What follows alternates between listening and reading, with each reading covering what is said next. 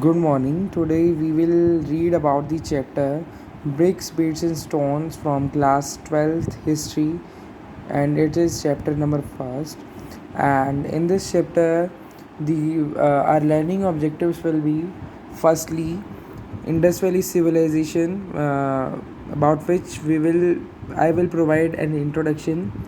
Then we will look subsistence strategies, Mohenjo-daro, a planned urban center, then tracking social differences, and then we will cover these topics, finding about the craft production strategies for procuring materials, seals, scripts, and weights, ancient authority, the end of the civilization, how this Indus Valley civilization came to an end, discovering the Harappan civilization, how was the Harappan civilization discovered, problems of piecing together the past.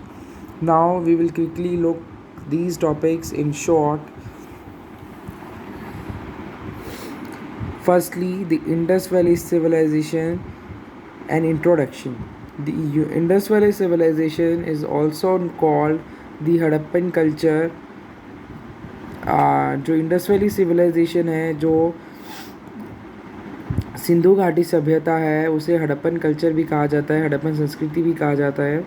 Archaeologist जो हैं वो use करते हैं term culture को, ताकि वो define कर पाएँ एक ग्रुप ऑफ ऑब्जेक्ट्स के लिए जो कि पर्टिकुलर होते हैं, स्टाइल में यूनिक होते हैं, अलग होते हैं हर एक से दूसरे से, और यूजुअली एक ही जगह पर मिलते हैं, एक स्पेसिफिक जोग्राफिकल एरिया में देखने को हमें मिलते हैं और एक सिमिलर पीरियड ऑफ टाइम में देखने को मिलते हैं। जो टाइम पीरियड है इस सिविलाइजेशन का वो है 2600 CE से 1900 BCE तक। और जो पहली साइट थी वो जो कि डिस्कवर हुई थी वो थी हड़प्पन सिविलाइजेशन की, जो पहली साइट थी वो थी हड़प्पा। और हड़प्पा जो है वो सिचुएटेड है ईस्टर्न पंजाब प्रोविंस में, जो कि अब पाकिस्तान में चला गया है आज़ादी के बाद। ये ईस्टर्न पाकिस्तान में है, रिवर रावी के बैंक पर। इंडस वैली सिविलाइजेशन जो है और जो हड़प्पन कल्चर है उनको ब्रोंज एज सिविलाइजेशन भी कहा जाता है, क्योंकि उस समय ही ब्रोंज का यूज़ शुरू हुआ था। और ब्रोंज जो था वो मेटल्स जो थे टिन और कॉपर, उनको हीट करके बनाया जाता था। राय बहादुर दयाराम सानी, जिसे हम RD सानी भी बोलते हैं शॉर्ट में, एक इंडियन आर्कियोलॉजिस्ट थे जिन्होंने सुपरवाइज़ किया था इंडस वैली सिविलाइजेशन की एक्सकावेशन को 1921 में तो मोहनजोदारो में, 1921 में तो हड़प्पा में किया था इन्होंने। और मोहनजोदारो, जिसको माउंट ऑफ डेड भी बोलते हैं, वो एक एंशियंट इंडस वैली सिविलाइजेशन है। मोहनजोदारो जो है वो सिचुएटेड है, जो लारकाना डिस्ट्रिक्ट है सिंधु प्रोविंस की पाकिस्तान में, उसके अंदर ये सिचुएटेड है और ये इंडस रिवर के बैंक पर पड़ती हैं। और मोहनजोदारो जो है वो best most well known area है अभी तक का, और जो पहले एरिया था वो था हड़प्पा। और मोहनजोदारो डिस्कवर हुआ था 1922 में RD बनर्जी के द्वारा, जो कि ऑफिसर रही हैं ASI के, means archaeological survey of India की।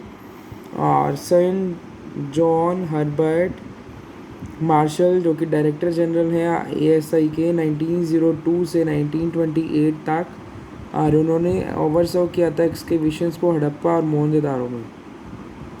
और जो दो मेन सिटीज़ थी जो कि कंप्राइज कर रही थी इंडस वैली सिविलाइजेशन को, वो कौन थी? मोहनजोदारो और हड़प्पा। और साइट्स जो कि अब इंडिया के पार्टीशन के बाद मिली हैं वो हैं, जो इंडिया में मिली हैं पहले हम वो देख रहे हैं। हरियाणा में मिली हैं बानावली, जो कि फतेहाबाद में पड़ती हैं। राखीगढ़ी हिसार में है वैसे तो, और ये जींद के पास का एरिया है। कुन्नल और भगवानपुरा, जो कि थानेसर डिस्ट्रिक्ट ऑफ हरियाणा में है। गुजरात में क्या मिली है हमें? लोथल और धोलावीरा मिली है। और धोलावीर को रिसेंटली यूनेस्को के द्वारा वर्ल्ड हेरिटेज साइट की तरह as a world heritage centre इसको रिकॉग्नाइज़ किया गया है। जम्मू में कौन सी मिली है हमें? मांडा मिली है। और राजस्थान में कालीबंगन मिली है। और पंजाब में रोपड़ मिली है और संघोल मिली है। अब सबसिस्टेंस स्ट्रेटजीज़ पर हम देख रहे हैं। टोटल एरिया जो था हड़प्पन सिविलाइजेशन का वो था 12,099 12,99,600 स्क्वायर किलोमीटर। और हड़प्पन्स जो थे वो कंज्यूम करते थे a wide range of plants and animal products को, जिसमें कि फ़िश भी आती है। ग्रीन्स जो कि हड़प्पन साइट्स में मिली हैं उसमें वीट है, लेंटिल है, बार्ले, चिकपी एंड सेसम। और राइस जो है वो रेयरली किन्हीं साइट्स, कुछ साइट्स पर देखने को मिला है। एनिमल बोन्स जो हैं वो हड़प्पन साइट्स में जो कि मिली हैं वो उसमें किस की बोन्स देखने को मिली हैं हमें? गॉट, शिप, कैटल, बफलो और पिग की। बोन्स जो हैं वाइल्ड स्पीशीज़ की, जैसे कि बोर, डियर, घड़ियाल, ये भी हमें वहाँ पे मिली हैं। बोन्स जो हैं फ़िश और फॉल की, वो भी वहाँ पर देखने को हमें मिली हैं। अब आता है एग्रीकल्चरल टेक्नोलॉजी कैसी है वहाँ की? रिप्रेजेंटेशन जो है सील्स और टेराकोटा स्कल्पचर पर वो स्पेसिफाई करती हैं कि बुल जो था उस समय जाना जाता था। और आर्कियोलॉजिस्ट जो थे वो इससे ये भी जानते हैं, एक्स्ट्रापोलेट करते हैं कि उस समय ऑक्सीजन का यूज़ किया जाता था प्लाइंग के लिए। प्लाइंग की प्रोसेस के लिए किसका यूज़ किया जाता था? ऑक्सीजन का यूज़ किया जाता था। टेराकोटा मॉडल्स जो मिले हैं वहाँ पर फ्लो के उस एरिया में, वो हड़प्पन साइट्स में, वो कहाँ पर मिले हैं हमें? कोलिस्तान में मिले हैं, जो कि पाकिस्तान में है हब, और बानावली हरियाणा में मिले हैं। आर्कियोलॉजिस्ट जो हैं वो एविडेंस फाइंड करते हैं प्लॉट फील्ड का, जो कि कालीबंगन राजस्थान में मिला है। और लिटरली कालीबंगन का मतलब होता है ब्लैक बेंगल्स, काली चूड़ियाँ। The field had 2 sets of furrows at right angles to each other. और जो फील्ड था उसके 2 फरोज होते थे, राइट एंगल्स पर होते थे, जो कि ये सजेस्ट करते हैं कि 2 अलग अलग क्रॉप जो हैं वो उगाई जाती थी कालीबंगन में। ट्रेसेस जो हैं कैनाल्स के वो भी हड़प्पन साइट्स में मिले हैं, जो कि कहाँ पर है? शोरतुगाई, अफ़गानिस्तान में।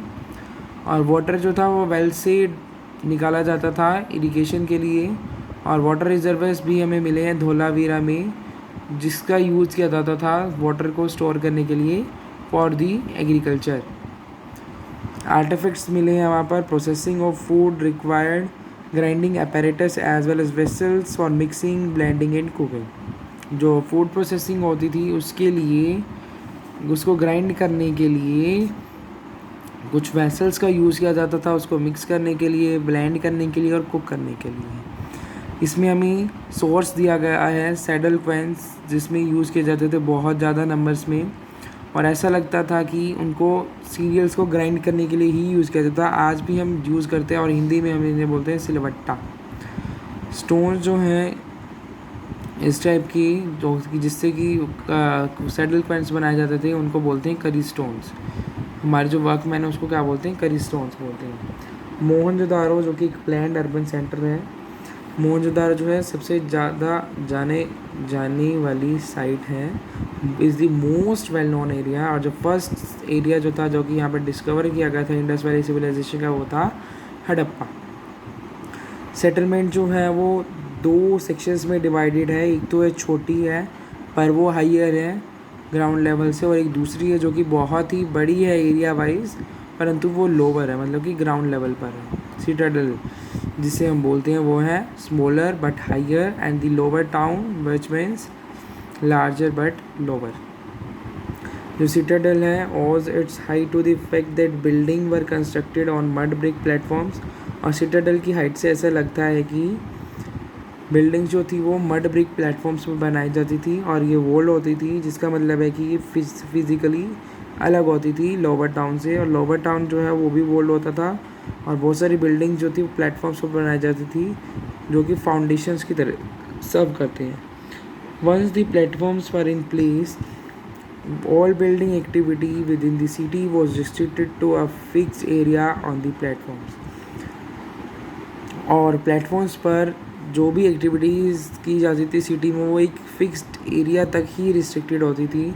और ऐसा लगता था कि अग्रीमेंट जो था वो पहले प्लान किया जाता था कि कैसे कैसे बनाया जाएगा, इसका कैसे कैसे कंस्ट्रक्शन किया जाएगा इस साइट पर, और फिर उसको उसी के अकॉर्डिंग, उस अग्रीमेंट के अकॉर्डिंग उसको इम्प्लीमेंट किया जाता था। तभी हम बोलते हैं मोहनजोदारो एक प्लान्ड अर्बन सेंटर था।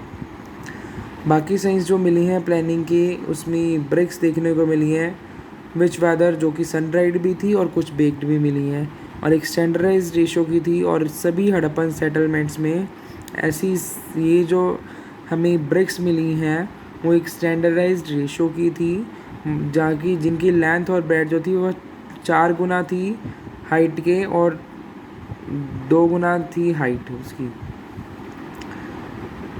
लेइंग आउट ड्रेन्स जो हैं वो अभी तक जो भी सिविलाइजेशन आई हैं वर्ल्ड में, उनमें से ड्रेन्स जो हैं सबसे अच्छी कहाँ की हैं, इंडस वैली सिविलाइजेशन की हैं। The well-planned drainage system was one of the most distinctive features of the Harappan cities. जो वेल प्लान ड्रेनेज सिस्टम था वो एक मोस्ट डिस्टिंक्टिव फीचर्स रहता है हड़प्पन सिटीज़ का। रोड्स और स्ट्रीट जो थी वो अप्रोक्सीमेटली एक ग्रिड पैटर्न में बनाई जाती थी, जो कि राइट एंगल्स पर 90 डिग्री के एंगल्स पर इंटरसेक्ट करते थे एक दूसरे को, परपेंडिकुलर बनाते थे एक दूसरे के साथ। और ऐसा लगता था कि पहले तो स्ट्रीट्स बनाई जाती थी, गलियां बनाई जाती थी जहाँ पर जिनके साथ ड्रेन्स भी होती थी, और फिर बाद में उनके ड्रेन्स के अलोंग हाउसेस को बिल्ड किया जाता था। अब बात है citadel. On the citadel evidence जो है स्ट्रक्चर्स के वो में देखने को मिलते हैं, और ये प्रोबेबली यूज़ किए जाते थे किसी स्पेशल पब्लिक पर्पसेस के लिए, ऐसा देखने को मिला है हमें। ग्रेट बार जो था एक रेक्टेंगुलर टैंक था कोर्टयार्ड में, जो कि सराउंडेड था एक कॉरिडोर से सभी चारों दिशाओं से। जबकि ज़्यादातर हड़प्पन सेटलमेंट जो थी उनकी स्मॉल हाई वेस्टर्न पार्ट होता था। वेस्टर्न पार्ट मतलब कि जो सिटाडेल था वो छोटा था परंतु हाई था, और ईस्टर्न सेक्शन जो था वो लार्जर था, लोअर था, जिसे हम लोअर टाउन बोलते हैं। देयर आर वेरिएशंस, इनके अंदर भी वेरिएशंस थे। अगर एरियाज़ में देखें तो लोथल और धौलावीरा में पूरी सेटलमेंट जो थी वो फोर्टिफाइड थी, किलाबंदी थी उधर, और सेक्शंस जो कि टाउन्स में पड़ते हैं वो वॉल्स के द्वारा सेपरेटेड थे। और सिटाडल जो था लोथल के अंदर वो वॉल्ड ऑफ नहीं था, परंतु वो एक हाइट पर था, ऊंची हाइट पर देखने को मिला है। डोमेस्टिक आर्किटेक्चर कैसे था, लोअर टाउन जो था मोहनजोदारो में वो एग्जांपल्स प्रोवाइड करता है रेजिडेंशियल बिल्डिंग्स के, और many were centred on a courtyard, जिसमें रूम्स सराउंडेड होते थे चारों सभी साइड से, और प्रोबेबली जो सभी एक्टिविटीज़ जो थी जैसे कि वीविंग और कुकिंग जो थी वो कोर्टयार्ड में ही कैरी आउट की जाती थी, और कोई खिड़कियां नहीं होती थी उन वॉल्स में जो कि ग्राउंड लेवल पर होते थे। और हर एक हाउस का खुद का बाथरूम था जो कि ईंटों से बना होता था और ड्रेन्स के साथ कनेक्टेड होता था, जो कि वॉल्स के थ्रू पास आउट होती थी स्ट्रीट ड्रेन्स में। और बहुत सारे हाउसेस में वेल्स भी देखने को मिले हैं, और टोटल नंबर ऑफ वेल्स जो कि मोहनजोदारो में मिले हैं वो हैं 700। और देखते हैं हम सोशल डिफरेंसेस को कैसे ट्रैक किया है हमारे आर्कियोलॉजिस्ट ने। एक तो है ब्यूरियल्स के थ्रू किया है। Archaeologist generally use certain strategies to find out whether there were economic और social differences amongst people living within a particular culture, include studying burials. और आर्कियोलॉजिस्ट जो हैं जनरली कुछ ऐसी स्ट्रेटजीज़ का यूज़ करते हैं ये फाइंड आउट करने के लिए कि क्या इकोनॉमिक और सोशल डिफरेंसेस थे लोगों के बीच में, अगर वो थे तो किस बेस पर थे, वो एक पर्टिकुलर कल्चर में के साथ रहते थे जो कि लोग, उनके बीच में भी क्या डिफरेंसेस थे, तो वो उनको स्टडी करते हैं उनके ब्यूरियल्स के थ्रू।